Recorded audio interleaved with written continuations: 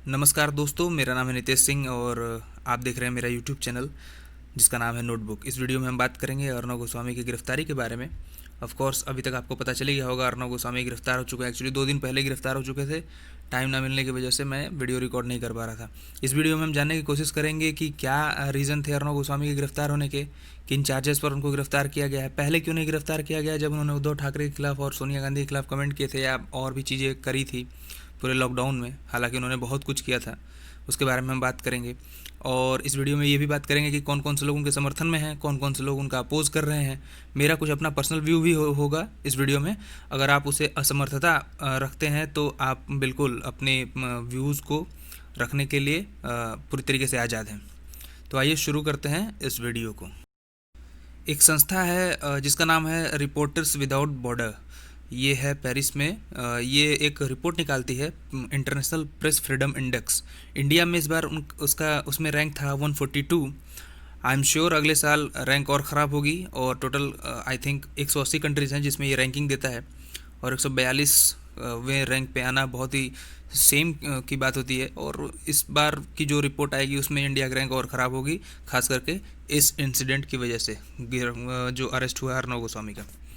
अभी देखते हैं पूरा केस क्या था। अन्वय नायक नाम के एक आदमी थे जो चीफ एडिटर के तौर पर रिपब्लिक टीवी, जो अर्नव गोस्वामी का खुद का न्यूज़ चैनल है, उसमें काम करते थे। और उनके ऊपर एलिगेशन ये है कि 2018 में उनके खिलाफ, अर्नव गोस्वामी के खिलाफ केस दर्ज हुआ था, जिसमें ये एफआईआर दर्ज कराई गई थी कि अन्वय नाइक और उनकी माँ ने सुसाइड कर लिया था। और सुसाइड नोट में लिखा था अर्नव गोस्वामी का नाम। उसमें उन्होंने उनको एक्यूज़ किया था कि 5 करोड़ और समथिंग रुपए जो अर्नव गोस्वामी से लेने थे उनको, वो नहीं दिए जा रहे थे। बार बार फ़ोन करने के बाद, बार बार कांटेक्ट करने के बाद भी कोई रिस्पॉन्स नहीं आ रहा था। प्रेशर उनके ऊपर बढ़ता जा रहा था अलग अलग जगह से, और इसकी वजह से उन्होंने प्रेशर में आके सुसाइड कर लिया। 2018 में ये केस लॉन्च हुआ था।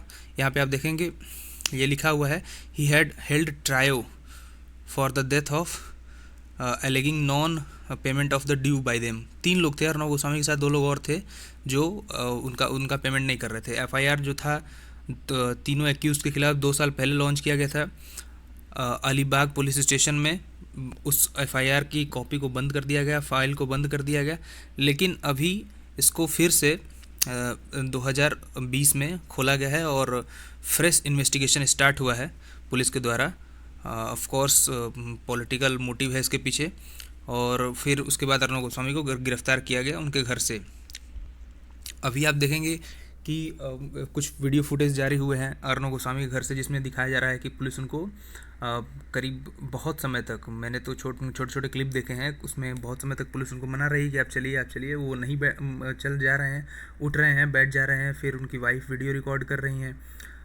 एब्यूजिंग भी है, उसमें गालियाँ भी दी जा रही हैं। कुछ पुलिस वालों ने दी हैं, कुछ इनके फैमिली मेम्बर हैं या जो भी इनके कलीग हैं उन्होंने दी हैं। तो बहुत बहुत ही ख़राब वीडियो था। और बाद में जब अर्नव गोस्वामी नहीं जा रहे थे तो उनको टांग के, उनको पकड़ के दोनों हाथ पैर और बाहर लेके जाया गया। अगर हम इनके अरेस्ट को लेके केसेस की बात करें तो section 306 abetment of suicide and section 34 common intention Indian penal code के तहत इनके ऊपर ये केसेस के अंदर इनको बुक किया गया, इन सेक्शन के अंदर इनको बुक किया गया। इनको जो सपोर्ट कर रहे हैं वो हैं अमित शाह जी, जो कि हमारे केंद्रीय होम मिनिस्टर हैं, और रविशंकर प्रसाद जी। ये इनके पास 2-3 मिनिस्ट्री है, जिसमें सबसे मेन है लॉ मिनिस्ट्री, और कुछ जर्नलिस्टिक बॉडीज़ हैं। एक सुप्रीम कोर्ट के लॉयर हैं सिद्धार्थ आचार्य जी। इन्होंने नेशनल ह्यूमन राइट कमीशन में मुंबई पुलिस के खिलाफ कंप्लेन दर्ज की है। हालांकि ये बोला जा रहा है कि मुंबई पुलिस ने बहुत ही मैन हैंडलिंग और मिस हैंडलिंग की अर्नव गोस्वामी के साथ। उनको मारा गया। और कुछ मीडिया चैनल्स, खास करके रिपब्लिक टीवी का ही मैंने न्यूज़ देखा था, तो उसमें बता रहे थे कि उनकी रीढ़ की हड्डी पर मारा गया, उनको जूते पहनने नहीं दी गई, उनको दवा खाने नहीं दी गई। इस तरीके के एलिगेशन मुंबई पुलिस पर लगाए जा रहे हैं। हालांकि ये टोटली गलत है। अगर आप को किसी को गिरफ्तार करना है, किसी के खिलाफ कंप्लेन आई है, तो आप उसको समन करते हैं, उसके घर पे नहीं पहुंच जाते। और अगर अरेस्ट वारंट लेके आप घर पे पहुंच गए हैं तो पूरा एक प्रोसीजर होता है उसको ले आने का। इस तरीके से आप किसी के साथ मारपीट नहीं कर सकते। अगर ऐसा हुआ है तो वो, अगर नहीं हुआ है तो फिर बात ही अलग हो जाएगी। अगर ऐसा हुआ है तो किसी के साथ मारपीट नहीं कर सकते आप उसको ले आने के लिए, ज़बरदस्ती उसको उठा के इस तरीके से। ये प्रॉपर ह्यूमन राइट का वायोलेशन है मुंबई पुलिस का अर्नव गोस्वामी के साथ। अगर ऐसा हुआ है, तब नहीं हुआ है तो फिर बात ही अलग है। यहाँ कुछ ट्वीट आप देख सकते हैं। अमित शाह जी लिखते हैं, 2-3 लोगों का ट्वीट मैंने लगाया हुआ। अमित शाह हैं, स्मृति जुबिन ईरानी जी हैं और तेजस्वी सूर्या हैं। अमित शाह जी लिखते हैं कि रिपब्लिक टीवी के ऊपर ये जो और अर्णव गोस्वामी के ऊपर अटैक किया गया है, ये वायलेशन है फ्रीडम ऑफ स्पीच का, इंडिविजुअल फ्रीडम का, और फोर्थ पिलर ऑफ डेमोक्रेसी पे ये अटैक है। ठीक है, ये और स्मृति जुबिन ईरानी जी लिख रही हैं कि ये फासिज्म है। मतलब महाराष्ट्र में इस समय फासिज्म फैला हुआ। फासिज्म एक बहुत ही फेमस टर्म है, इटली के संदर्भ में यूज़ किया जाता है इसको। तेजस्वी सूर्या हैं, ये बीजेपी के यंगेस्ट मेंबर ऑफ पार्लियामेंट माने बोले जाते हैं, इनको खिताब मिला अभी। ये आई थिंक साउथ बेंगलुरु से हैं ये। आप अगर इसमें देखेंगे तो कुछ वर्ड हैं जिनका बार बार इस्तेमाल किया गया है, और इनके द्वारा ही नहीं, बहुत से ऐसे लोग हैं जो अर्णव गोस्वामी को सपोर्ट कर रहे हैं, वो उन शब्दों का इस्तेमाल वो बहुत ज़्यादा कर रहे हैं, जिसमें से ये freedom of speech and expression, freedom of press, individual freedom, democracy, emergency, fascism. ये इमरजेंसी 1970 वाले इमरजेंसी की बात करते हैं। हालांकि इमरजेंसी तो बहुत बार लगी है, प्रेसिडेंशियल इमरजेंसी लगी है, नेशनल इमरजेंसी लगी है, लेकिन अगर बीजेपी की बात की जाए तो वो केवल 1975 वाले इमरजेंसी की बात करती है। तो इस तरीके के वर्ड बहुत बार यूज़ किए गए हैं। थंबनेल में एक फ़ोटो लगाई है जिसमें 2 महिलाएं हैं। एक अन्वय अन्वय जो थे, जिन्होंने सुसाइड कर लिया था, जिनके फैमिली ने कंप्लेन दर्ज करा था, जिसके तहत अर्णव गोस्वामी को गिरफ्तार किया गया, उनकी वाइफ और उनकी बेटी ने प्रेस कॉन्फ्रेंस किया और उन्होंने ये बताया कि 2018 में जब पुलिस को उन्होंने एफआईआर लिखवाया तो कुछ इन्वेस्टिगेशन हुआ नहीं। देवेंद्र फडणवीस की उस समय सरकार थी, बीजेपी सरकार थी, मैं आपको बता दूं, और उस समय कुछ किया नहीं गया पुलिस द्वारा और फाइल को बंद कर दिया गया। दोबारा फिर फाइल को खोला गया है। वहाँ पे सरकार है महाराष्ट्र में इस समय। 3 से पार्टियां हैं जिन्होंने मिल के गठबंधन में सरकार बनाई है। एक शिवसेना है और दूसरी एनसीपी है और ये आईएनसी है, इंडियन नेशनल कांग्रेस और नेशनल कांग्रेस पार्टी। अगर आप इसमें देखेंगे तो मुंबई पुलिस द्वारा जो एफआईआर रजिस्टर किया गया है अर्णव गोस्वामी और उनके परिवारजनों के खिलाफ, तो उसमें मुंबई पुलिस ने बोला है कि अर्णव गोस्वामी ने के खिलाफ एफआईआर दर्ज किया गया है for obstructing, assaulting and verbal abusing and intimidating a police officer on duty and for tearing up government papers. मतलब उन्होंने गवर्नमेंट के पेपर को फाड़े, ठीक है, और पुलिस ऑफिसर्स के साथ गलत तरीके से व्यवहार किया, उनको असॉल्ट किया, उनको गालियाँ दी। इस तरीके के आरोप मुंबई पुलिस द्वारा लगाए गए हैं। रिपब्लिक टीवी की अगर सुने तो वो बोल रहे हैं कि मैन हैंडलिंग की गई अर्णव गोस्वामी और उनके फैमिली के साथ। मतलब उनके खिलाफ उनके उनके द्वारा, पुलिस के द्वारा अर्णव गोस्वामी की फैमिली के साथ बहुत ही गलत बर्ताव किया गया। आपने वीडियो फुटेज में देखा होगा, अर्णव गोस्वामी के हाथ और पैर को पकड़ के बाहर ले जा रहे हैं लोग। बाद में फिर अर्णव गोस्वामी खुद से चलने लगते हैं और वी शाइन भी शो करते हैं, विक्ट्री साइन शो करते हैं। अच्छा, कुछ लोग का कमेंट मैंने पढ़ा तो सोशल मीडिया पे ये लिख रहे हैं कि he is getting a taste of his own medicine. मतलब जो मेडिसिन उन्होंने तैयार की थी उसका टेस्ट वो खुद ले रहे हैं। अब ये किस संदर्भ में वो बोल रहे हैं, आप समझदार हैं, आपको पता होगा। आप ये देख सकते हैं, ये कटआउट है न्यूज़पेपर का, उनको जेल में ले जाया जा रहा है और इस तरीके से ये बैठे हुए हैं। हालांकि काफ़ी पावरफुल इंसान है और ज़्यादा दिन तक जेल में रहेंगे नहीं, ये बेल पे वापस आ जाएंगे। इसमें अन्वय की पत्नी और उनकी वाइफ के बारे में थोड़ी जानकारी दी गई है। उन्होंने बताया कि उन्होंने जब प्रेस कॉन्फ्रेंस की तो उन्होंने बताया कि एफआईआर लॉन्च कराने से पहले, एफआईआर रजिस्टर कराने से पहले, जब एफआईआर उनकी रजिस्टर नहीं हो रही थी तो उन्होंने प्राइम मिनिस्टर को भी बहुत से लेटर लिखे, और लेकिन कोई जवाब नहीं आया। बहुत प्रेशराइज करने पर पुलिस ने एफआईआर दर्ज किया, लेकिन बाद में पुलिस वालों द्वारा ही उनके ऊपर प्रेशर बनाया जाने लगा कि एफआईआर को वापस कर लीजिए। उन्होंने एसपी से भी बात की इस मुद्दे को लेके, लेकिन उन्होंने भी कुछ नहीं किया। तो इस तरीके से स्ट्रगल करना पड़ा था। अगर हम आज के टाइम में एक एक्टर को इतना सपोर्ट कर सकते हैं जिसने सुसाइड की, जिसने सुसाइड नोट भी नहीं छोड़ा, तो एक आम आदमी को हम क्यों ना सपोर्ट करें जिसने सुसाइड की और उसने बाकायदे सुसाइड नोट छोड़ा और उस इंसान का नाम भी बताया जो उसके सुसाइड करने के लिए जिम्मेदार था। मैं आपको ये नहीं कह रहा हूँ आप अपना व्यू बदलें, आप अपना व्यू अपने पास रखें, लेकिन ज़रा सोचें। अच्छा, तो ये हुई सारी कहानी। अब बात कर लेते कुछ फैक्ट्स की। पिछले 4-5 महीने से लॉकडाउन था, आपको पता है। फरवरी मिड से, या आई थिंक मार्च मिड से लॉकडाउन स्टार्ट हो गया था। लॉकडाउन से लेके 4-5 महीने तक पूरी तरीके से इकॉनमी क्लोज रही, कंट्री बंद रही। उसके दौरान बहुत सी चीज़ें हुई अलग अलग जगह पे, देश के अलग अलग कोने में। कहीं फार्मर्स का प्रोटेस्ट हुआ, स्टूडेंट प्रोटेस्ट हुआ, सीए प्रोटेस्ट हो रहा था, बाद में उसको भी बंद करा दिया गया। अनएम्प्लॉयमेंट बहुत तेज़ी से राइज हुआ, इकॉनमी श्रिंक हो गई क्योंकि सब कुछ बंद था। इन सब चीज़ों पर अर्णव गोस्वामी ने रिपोर्टिंग नहीं की। आपको रिपोर्टिंग करते हुए इन सब चीज़ों पर नहीं मिलेंगे वो। आप उनके चैनल पे जाके जो भी रिपब्लिक टीवी है या जहाँ भी उनके वीडियो उपलब्ध हैं आप देखिएगा, इन सब चीज़ों पे कभी उन्होंने बात नहीं की। उनका पूरा सेंटर ऑफ कंसंट्रेशन रहा रिया चक्रवर्ती पर, पाकिस्तानी टिड्डों पर, कंगना रनौत पर। वो आप ज़रा सोचिए, पाकिस्तानी टिड्डे इस टेक्नोलॉजी भरे युग में, मैंने एक वीडियो बनाई हुई है, आप मेरे चैनल पे अगर विजिट करेंगे तो आपको उसमें पूरी जो मीडिया इंडियन मीडिया का क्या स्टेटस है वर्ल्ड में उसके बारे में पूरा बताया गया है। उसमें मैंने ये बात बोली है कि पाकिस्तानी टिड्डे के ऊपर वीडियो ये बोलना कि पाकिस्तान टिड्डों से हमला करवा रहा है, उनको आतंकवादी बना के भेज रहे हैं। आप ज़रा सोचिए, इस टेक्नोलॉजी भरे युग में जहाँ पे एक कंट्री दूसरे कंट्री के ऊपर सैटेलाइट का इस्तेमाल करके स्पॉनिश करती है, जासूसी करती है, वो चाहे तो सैटेलाइट से पूरी इकॉनमी को हैक कर दे और पैरालाइज कर दे। उस ज़माने में ये ऐसी बात करना कि टिड्डों से हमले करवा रही है, ये कितनी बेवकूफ़ी भरी बात है। आप स्टैंडर्ड देखिए जर्नलिज्म का इनके। देखिए, मीडिया को जो है फोर्थ पिलर ऑफ डेमोक्रेसी बोला जाता है, ठीक है। और मीडिया का काम जो होता है न्यूज़ देना होता है, अपना व्यूज़ देना नहीं होता। अगर कोई मीडिया पर्सन है उसका प्योर काम यही होता है कि वो केवल न्यूज़ दे। व्यूज़ अपने आप से डेवलप करना हमारा काम है, उसके प्रति किस तरीके से सोच बदलनी है, किस तरीके का सोच रखनी है, ये हमारा काम है। न्यूज़ मीडिया का काम है केवल न्यूज़ देना। जहाँ पे न्यूज़ मीडिया अपना व्यूज़ देने लगती है फिर वो न्यूज़ नहीं हो जाता, ठीक है। लॉ कमीशन की रिपोर्ट आई थी, 200वीं रिपोर्ट आई थी, जिसका नाम था trial by media free speech versus fair trial under criminal procedure amendment to the contempt of court act 1971। ये एक एक्ट है, कंटेम्प्ट ऑफ कोर्ट एक्ट 1971। इसमें कुछ अमेंडमेंट करने थे, इसकी वजह से लॉ कमीशन से रिकमेंडेशन मांगी गई थी। तो उन्होंने अपनी 200वीं रिपोर्ट पब्लिश की थी, जिसमें उन्होंने ये बोला था कि अगर कोई व्यक्ति को किसी एक्यूज़ को अरेस्ट किया जाता है तो from the time of his arrest, जब से वो अरेस्ट होता है तब से उसके बाद इन्वेस्टिगेशन तक, फिर उसके ट्रायल तक और फाइनली जजमेंट तक, जो कोर्ट जजमेंट देती है तब तक किसी तरीके का मीडिया ट्रायल उसके ऊपर नहीं होना चाहिए। आज के टाइम में आपने देखा होगा कि अभी किसी के ऊपर आरोप लगे नहीं और पुलिस ने उसे गिरफ्तार किया नहीं, मीडिया में बात शुरू हो जाती है, उसके खिलाफ विच हंटिंग चालू हो जाती है, मीडिया ट्रायल शुरू हो जाता है और उसको मीडिया ही उसको दोषी करार दे देती है या उसको निर्दोष साबित कर देती है। रिया चक्रवर्ती के खिलाफ केस में यही हुआ। एक लड़की थी, उसने ड्रग्स लिया और उसके बॉयफ्रेंड ने सुसाइड कर लिया। इतना ख़राब कंडीशन उसकी और उसकी फैमिली की कर दी इन न्यूज़ वालों ने कि मैं बताऊं आपको, अपना पर्सनल व्यू दे रहा हूं, आप चाहे तो इससे सहमत नहीं हो सकते हैं। उसके घर के जो सदस्य थे उनका बाहर निकलना भी मुश्किल हो गया था। और दिन में वो खाते रहते थे, पीते रहते थे, सोते रहते थे, जो भी काम कर रहे होते थे, अचानक से एक बड़ा पत्थर आता था उनके खिड़की के कांच का शीशा तोड़ते हुए अंदर चला आता था। उसमें अभद्र शब्द लिखे होते थे, उनका भाई या उनका बाप बाहर जाता था उसको लोग पकड़ के मारने लगते थे। इस तरीके की कंडीशन क्रिएट हो गई थी केवल इन न्यूज़ मीडिया वालों की वजह से। मीडिया को फोर्थ पिलर डेमोक्रेसी का तभी तक कहा जा सकता है जब तक वो ट्रांसपेरेंट हो।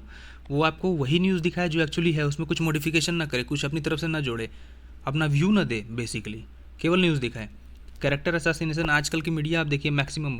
मैंने तो हालांकि मैं अर्णव गोस्वामी का बहुत बड़ा फ़ैन था एक समय पर, आज से 2 साल 3 साल पहले, लेकिन 2-3 साल बाद पहले मैंने न्यूज़ देखनी छोड़ दी और उसके बहुत से रीज़न थे। अब आज की मीडिया क्या करती है, कैरेक्टर असैसिनेशन करती है, कम्युनलिज्म को बढ़ावा देती है, मीडिया ट्रायल, ये सब एक ट्रू जर्नलिस्ट का जॉब नहीं है। आप देखिए आरुषि तलवार मर्डर जो केस था, एक बहुत बड़ा एग्जाम्पल है। उस केस में कोर्ट ने बार बार ये बोला कि माता पिता जो हैं उसने अपनी बच्ची को नहीं मारा है, लेकिन मीडिया ने ये अपनी तरफ से जनता के दिमाग में ये भर दिया कि उसके माँ बाप ने ही अपनी बेटी को मारा है। देखिए आज के समय में सबसे बड़ी प्रॉब्लम ये है कि अगर कोई भी प्रोग्राम या कोई भी शो या कोई भी चैनल यूट्यूब पर या टीवी पर अपने नाम के आगे मीडिया जोड़ देता है तो हम उसे न्यूज़ से कंसिडर करने लगते हैं और हमें लगता है कि ये जो भी दिखा रहा है, चाहे वो निहायत ही बकवास चीज़ दिखा रहा हो, हमको जो भी दिखा रहा है ये सच में न्यूज़ है और यही सही है। आपको ये डिमार्केशन करना होगा कि कोई भी अगर प्लेटफॉर्म, कोई भी डिजिटल मीडिया या कोई भी यूट्यूब चैनल, कुछ भी अगर अपने सामने न्यूज़, कोई भी मैगजीन या कोई भी पेपर अपने नाम के साथ न्यूज़ जोड़ देता है या कुछ भी समाचार या ऐसा कुछ करके दिखाता है लिंक, कि दिखाता है, ऐसा शो करता है कि मेरा लिंक जो है न्यूज़ से, तो उस कंडीशन में वो न्यूज़ नहीं हो जाता। आप समझ रहे हैं, आपको वेरीफाई, आप आज के टाइम में सोशल मीडिया इतना डायनामिक हो चुका है और अलग अलग लोगों के अलग अलग व्यूज़ होते हैं कि आपको अगर एक न्यूज़ पर पूरी तरीके से पकड़ बनानी है और सच में जानना है कि वो एक्चुअल न्यूज़ है क्या, तो आपको कई सोर्सेज से वेरीफाई करना होगा। आपको ये जानना ज़रूरी है कि न्यूज़ चैनल जो होते हैं बेसिकली कॉरपोरेट होते हैं। आप डीडी न्यूज़ को अगर छोड़ दीजिए, जितने भी न्यूज़ चैनल्स हैं सारे कॉर्पोरेट हैं, सबका सारे का काम पैसे बनाना है। अब वो पैसे आपको बेवकूफ़ बना के बनाएं या आपको सच में न्यूज़ दिखा के बनाएं, ये उनके ऊपर डिपेंड करता है। हाँ, आपको बेवकूफ़ बनना है या नहीं बनना है, जो सच है उसको सच मानना है या जो गलत है उसको सच मानना है, ये आपके ऊपर डिपेंड करता है। ये इनका काम होता है केवल अपनी टीआरपी बढ़ाना। आपने टीआरपी स्कैम के बारे में भी सुना होगा, उसको भी अर्नब गोस्वामी से लिंक किया गया था। मुंबई पुलिस ने उनके ऊपर आरोप लगाया था कि टीआरपी स्कैम किया हुआ है। टीआरपी स्कैम में होता है बेसिकली एक डिवाइस आती है, उसको टीवी में फिट कर दिया जाता है और जो भी आप चैनल देखते हैं पूरी रीडिंग उनके पास जाती है, जो ब्रॉडकास्टिंग एसोसिएशन है उनके पास जाती है और उनसे पता चलता है कि कौन से प्रोग्राम को ज़्यादा लोग देख रहे हैं। उस हिसाब से उस प्रोग्राम के ऊपर एड्स चलाए जाते हैं और उसी ऐड को दिखाने का पैसा उन चैनल को और उस प्रोग्राम ब्रॉडकास्ट करने वाले को मिलता है। तो ये स्कैम भी करवाया गया था। बहुत से लोगों को पैसा देके ज़बरदस्ती चैनल चलवाया जा रहा था।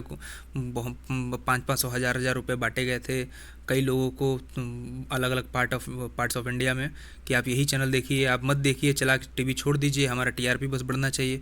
और उनसे कॉरपोरेट कंपनियां जो हैं, जो भी मल्टीनेशनल कंपनियां जो भी अपने प्रोडक्ट का प्रचार करती हैं, ऐड दिखाती हैं, वो उनसे पैसा लेते हैं।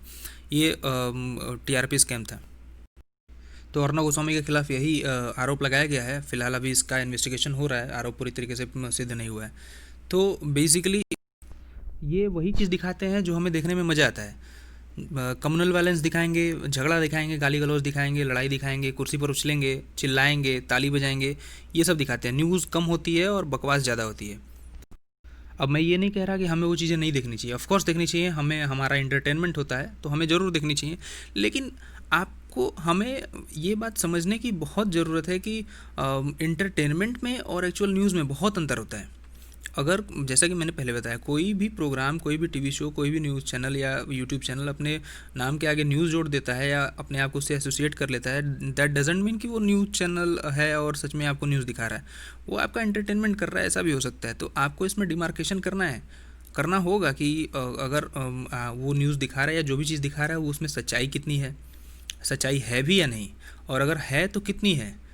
अगर इंटरटेनमेंट हो रहा है हमारा, हम ठीक है उसे देख रहे हैं, लेकिन उसको उसको हम न्यूज़ माने या ना माने, ये टोटल हमारे ऊपर डिपेंड करता है। अच्छा, ये वही अर्नब गोस्वामी है जो कुछ लोगों के अरेस्ट को लेके, इन पर्टिकुलर अगर मैं बात करूं तो रिया चक्रवर्ती के अरेस्ट को लेके वो मुंबई पुलिस से बार बार ये बोल रहे थे कि आप उसको अरेस्ट करो, मैं आपको सबूत दूंगा। आप उसको बिना, जब मुंबई पुलिस उस समय बोल रही थी कि हमारे पास कोई सबूत नहीं है, कोई गवाह नहीं है, तो ये बार बार बोल रहे थे कि आप उसे ऐसे अरेस्ट करो बिना, without reasonable and sufficient cause के, हम आपको बाद में जो है सबूत प्रोवाइड कराएंगे।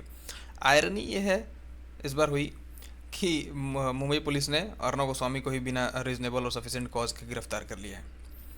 अच्छा, मैंने, आपको याद होगा, एक दो चार वर्ड काउंट कराए थे जिनका यूज़ बार बार किया जा रहा है, जैसे democracy, freedom of speech, individual freedom, freedom of press, fascism, इन सबों का यूज़ कराया जा रहा है। दो तीन घटनाएं हैं, हालांकि ऐसी बहुत सी घटनाएं हैं पिछले 4-5 साल में घटी, जिनको काउंट करा पाना अगर मैं इस वीडियो में पॉसिबल होता तो करा देता ऑफ कोर्स, लेकिन ये वीडियो कई घंटों की बन जाएगी।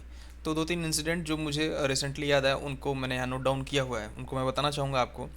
कश्मीर की अगर बात करें तो वहाँ पे पिछले 1 साल से कई न्यूज़पेपर और मीडिया आउटलेट्स और न्यूज़ चैनल बंद हैं और उनको लगातार बंद किया गया है। कोई सोर्स ऑफ इंफॉर्मेशन नहीं है वहाँ के लोगों के खिलाफ। काफ़ी वैसे ही बैकवर्ड इलाका है और पहाड़ी इलाका है, वहाँ पे एक्सेस कनेक्टिविटी वैसे ही कम है। उस कंडीशन में इंटरनेट और न्यूज़पेपर और न्यूज़ चैनल्स को बंद कर देना, और कुछ दिन पहले तक तो वहाँ पे इंटरनेट कनेक्शन भी नहीं था, अभी धीरे धीरे उसको ओपन किया जा रहा है, आने वाले समय में और ओपन किया जाएगा, पूरी तरीके से ओपन नहीं हुआ है वो भी। तो यहाँ पे इस तरीके से बार लगा देना और मीडिया चैनल्स को और न्यूज़ चैनल्स को ऑपरेट करने न देना, क्या ये freedom of speech and expression and freedom of press का वॉयलेशन नहीं है क्या? उत्तर प्रदेश में अगर हम बात करें, उत्तर प्रदेश में एक घटना थी जिसमें एक जर्नलिस्ट ने ये रिपोर्टिंग की थी कि जो सरकारी स्कूल के बच्चे हैं वो किसी स्कूल में फ्लोर को साफ़ कर रहे थे। तो उसने ये रिपोर्टिंग की और यूपी गवर्नमेंट ने उसको अरेस्ट कर लिया, उस जर्नलिस्ट को। आप देखिए, इन चीज़ों को दुरुस्त करने की जगह, जहाँ पे बच्चे बच्चे ऐसा काम ना करना पड़े, बच्चों को स्कूल का एनवायरनमेंट अच्छा बनाया उनके पढ़ने के लिए, वो पढ़ने के लिए जा रहे हैं वहाँ पे या फ्लोर साफ़ करने के लिए, इसकी रिपोर्टिंग उस जर्नलिस्ट ने की और उसको बंद कर दिया गया जेल में। एक ऐसी घटना थी जहाँ पे एक जर्नलिस्ट ने ये रिपोर्टिंग की थी कि mid day meal school scheme जो है, मिड डे मील काफ़ी अच्छे से लागू है। यूपी में बहुत अच्छे से काम किया जाता है। मैंने खुद कई स्कूलों में देखा हुआ है, काफ़ी अच्छे से बच्चों को खाना दिया जाता है और अच्छे लेवल का खाना होता है। लेकिन कई जगह ऐसे भी हैं जिनको मैंने देखा हुआ है, वहाँ पे कंडीशन बहुत ख़राब है मिड डे मील की, बहुत करप्शन है वहाँ पे। उसमें से एक ही जगह ऐसी थी जहाँ पे कुछ बच्चों को रोटी और साल्ट, मतलब रोटी और नमक केवल दिया जा रहा था खाने के लिए। इसकी रिपोर्टिंग की एक जर्नलिस्ट ने, उसको उस जर्नलिस्ट को बुक कर दिया गया, फॉर एक्यूज़ किया गया उसको क्रिमिनल कॉन्स्पिरेसी के लिए, और उसको बुक कर दिया गया, मतलब जेल भेज दिया गया। तो ऐसी कंडीशन है। कल परसों मैं जब न्यूज़ देख रहा था तो मैं कमेंट लोगों के नीचे पढ़ रहा था ये जानने के लिए कि लोगों की प्रतिक्रियाएं क्या हैं। तो मैंने देखे दो तीन कमेंट, और मैंने कटआउट लिया, वहाँ से स्क्रीनशॉट लिया, और उनमें से कुछ कमेंट हैं जिनको मैं आपको शेयर करना चाहूँगा। ये स्टार्टिंग के ही कमेंट थे। कुछ लोगों ने लिखा कि जो पावरफुल पोजीशन पे बैठे हुए हैं उनको अनबायस होना चाहिए और पॉलिटिकल पार्टी के बूट को लीक नहीं करना चाहिए। हाँ, कुछ लोगों ने बोला कि the greatest joke of 2020 is word democracy pronounce by Amit Shah. अच्छा, अभी आप बोलेंगे मुझे कि एनडीटीवी का कमेंट पढ़ा रहे हो, जो कि एंटी नेशनल है। तो मैं आपको रिपब्लिक टीवी का ही कमेंट पढ़ा देता हूँ। ये देखिए, रिपब्लिक टीवी का यूट्यूब चैनल है और यहाँ पे भी लोगों के कमेंट देखे, स्टार्टिंग से ही आपको दिखाऊंगा जो मैंने पढ़े, और 2 पेजेस का स्क्रीनशॉट लिया था। इसमें लिखा है कि stupid reporter he is and is running away and saying police trying to stop us from reporting. ठीक है, काफ़ी क्रिटिसिज्म किया गया है। ये देखिए, यहाँ पे एक है, ये शायद फॉरेनर है, आई डोंट नो, शायद क्रिश्चियन है जो भी। इन्होंने लिखा है इन अर्णव गोस्वामी के बारे में, no journalism, no logic when in argument, shouting doesn't make you right, repeating the same thing again and again doesn't make you right इधर। ठीक है, तो ऐसा नहीं है कि लोग समझदार नहीं हैं, लोग बहुत समझदार हैं। लोगों को पता है कि क्या सही है क्या गलत है। हाँ, सही मौके का इंतज़ार होता है, सही पॉइंट, सही एक्शन लेने के लिए। आपने सुना होगा कि जब लोहा गर्म होता है तभी हथौड़े मारने चाहिए। तो लोग उस तरीके से रिएक्ट कर रहे हैं। इस वीडियो को लेके आने के लिए मैंने कई बार सोचा, लेकिन फिर मुझे लगा कि अपने पॉइंट ऑफ व्यू को रखना चाहिए और जो फैक्ट है आपके सामने रखना चाहिए, एक जिम्मेदार नागरिक होने के नाते। आप को अगर ये वीडियो पसंद आई हो तो प्लीज़ लाइक करें और सब्सक्राइब भी करें मेरे चैनल को, जिसका नाम है नोटबुक। और अगर आप किस तरीके का सुझाव देना चाहते हैं तो मुझे कमेंट बॉक्स में कमेंट करके बता सकते हैं। I am open for your advice and criticisms as well. This is Nitesh Singh and signing off. Thank you.